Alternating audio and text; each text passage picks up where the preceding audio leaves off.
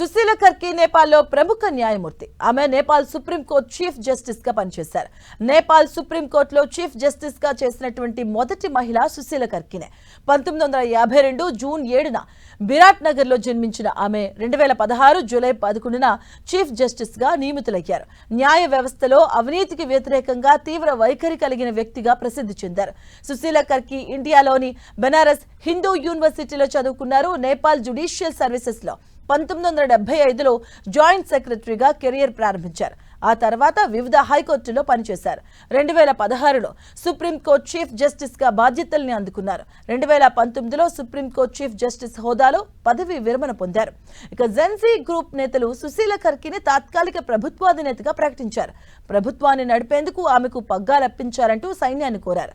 ఇక ఆర్మీతో పాటు తాత్కాలిక ప్రభుత్వాధికారులు సుశీల చర్చలు జరపాలని సూచించింది జెన్సీ గ్రూప్. ఇక రాజకీయ అనుభవం లేకున్నా న్యాయవాదిగా, న్యాయమూర్తిగా పలు సామాజిక ఉద్యమాల్లో సుశీల కర్కి ఎక్కువగా పాల్గొనేవారు. ఇక సామాన్యుల గళాన్ని వినిపించేవారు. మహిళల హక్కులు, స్వేచ్ఛ పైన సుశీల కర్కి జడ్జి హోదాల్లో రూలింగ్ పాస్ చేసిన సందర్భాలు ఉన్నాయి. ఇక నేపాల్ ప్రభుత్వంలో నాయకుల అవినీతి పైన, లంచగొండితనం పైన పలు సందర్భాల్లో ప్రశ్నించారు.